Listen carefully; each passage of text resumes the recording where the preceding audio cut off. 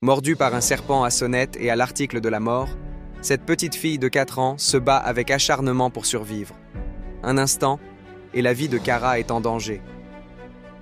Début mai, une fillette d'1 an jouait dans le jardin familial à Florence, en Arizona.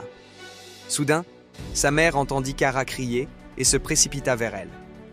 Jacqueline Reed découvrit 4 blessures au pied de sa fille et un serpent qui s'éloignait en rampant. Désormais, chaque minute compte pour sauver la vie de la petite fille. Jacqueline Reed sortait des poubelles lorsque l'accident s'est produit. Elle n'était restée loin de sa fille que 10 secondes. À mon retour, elle pleurait. J'ai vu 4 perforations à l'arrière de son pied et heureusement, le serpent derrière la bonbonne de propane, a raconté Jacqueline à la chaîne de télévision Fox. L'animal serait un serpent à sonnette venimeux.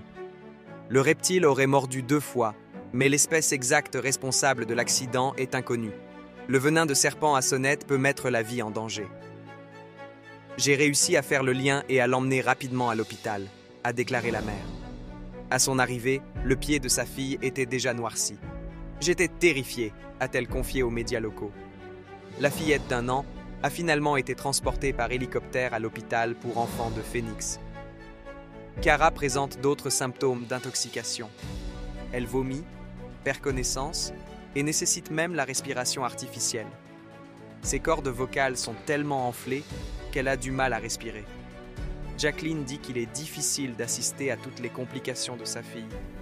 Elle fonctionne tout simplement pour Cara, qui jusque-là était une enfant super heureuse. Elle adore aller au jardin avec moi et jouer avec les fleurs. Jouer dans ce jardin adoré aurait pu coûter la vie à la petite fille. Cara reçoit plus de 30 flacons d'antidote pendant son traitement vital, écrit sa tante Delia lors d'une collecte de fonds sur GoFundMe. Même après plusieurs jours d'hospitalisation, elle n'est pas encore tirée d'affaire et son rétablissement est encore long, partagent ses parents dans une publication. À ce jour, les frais d'hospitalisation s'élèvent à plus de 200 000 $, environ 175 000 €. D'autres interventions chirurgicales sont en cours, notamment pour réparer ses blessures aux cordes vocales. La famille espère actuellement que l'amputation des pieds noirs de Cara ne sera pas nécessaire. C'est un espoir légitime, car la fillette d'1 an peut désormais bouger ses orteils.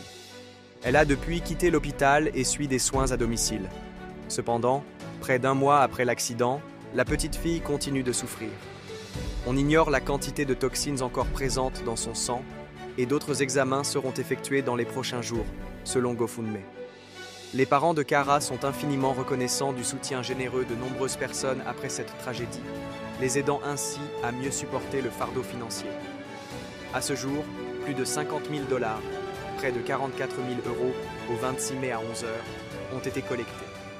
Jacqueline et Matt Reed sont encore plus reconnaissants que leur fille ait survécu. Cara est la petite fille la plus forte que nous connaissions. C'est une battante, un miracle ambulant.